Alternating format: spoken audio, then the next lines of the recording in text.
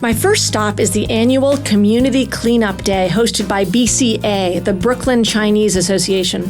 This public gathering attracts more than 1,000 kids and adults each year, and it's aimed at spreading awareness about the importance of keeping the streets clean for the community. We have about 1,000 kids here. They have been annually joining us to cleaning up 8th Avenue. Are you excited? As of the last census, there were about 330,000 New Yorkers who had been born in China, with more than half of them living in 10 neighborhoods in Manhattan, Queens, and Brooklyn. This event is being hosted by BCA's founder, Paul Mack, who for 3 decades has been addressing the growing needs of the Asian American population in Brooklyn. Hi, how are you? Nice seeing you. It's so nice to meet you. Very nice meeting you. I've heard so much about you. So I see a lot of kids out today. I know there are always a lot of kids, but it seemed like there were a special concentration of kids out today. What's going on? Well, today is a special day. We are doing our annual cleanup. So our tradition is that we got about 1,000 children, and we'll be cleaning up 7th Avenue, 8th Avenue, from 39th Street up to 62nd Street. And do the kids agree to this? Or is yes.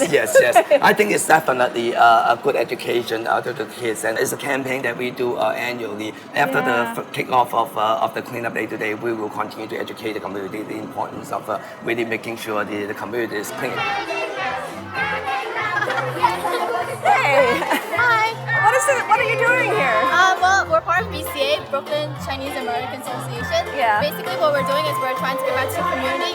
8th Avenue has grown since it first began, so now a lot of people have come and they live here, and it's, with more people comes with more garbage, so we're giving back to the community. We're gonna have brooms, and then they'll have garbage, they'll have gloves, so they can help clean up. Can I join you guys? Of course you can join. Okay. Thank you guys. Okay, so I got my glove. Here, can I get a high five? And here, you can clean up. All right, let's go clean up.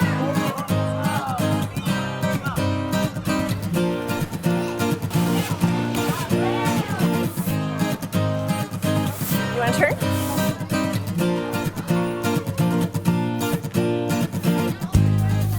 I want to hear everything about what you do, and I know you do so much, so we're going to have to condense it. But first of all, did you start this association? Yes, I did. When was that? It was back in 1987.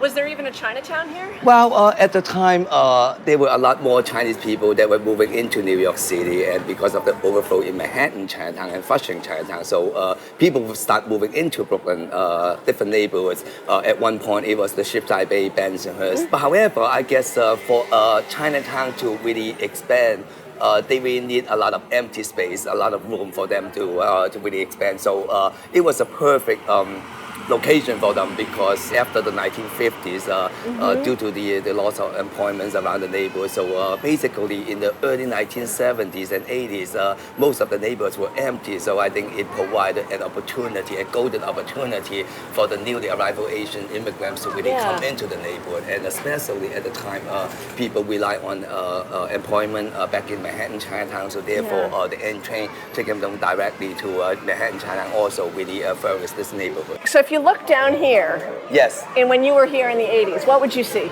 Nothing.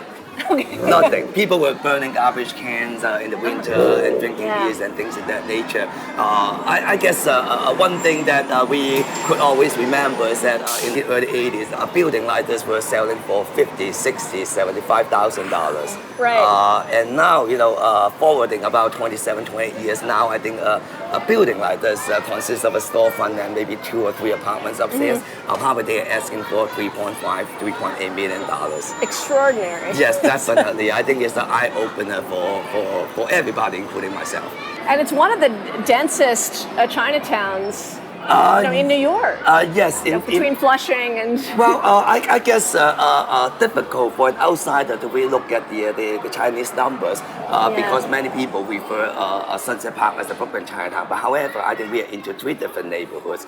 For example, on 8th Avenue, the main commercial strip, actually one side of 8th Avenue belongs to Sunset Park, and the other side of Right. it belongs to Borough Park. So, Yeah. so basically, as far as looking at the Chinese population, we tend to look at the population within the Sunset Park area, the Borough Park area, and a small portion of the Bay Ridge area. So then the grocery stores are sort of... Yeah, the grocery store, the Have seafood. they played an important role in the development of this neighborhood?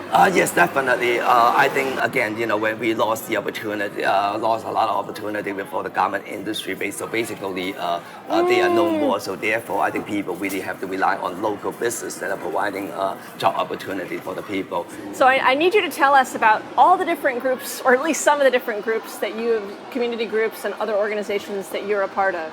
Okay. Well, first of all, let me maybe give you a little idea of what we do as an organization. Yeah. We serve about 3,000 people every single day through our... You're kidding. No, I'm not. 3,000 people. Right. Because we have 24 locations throughout different parts of Brooklyn, and so. Wow. So where are they? Well, they're everywhere. Well, we have in Sunset Park, Borough Park, Bay Ridge, Bensonhurst, and Swift Bay. So there's so many different things you do.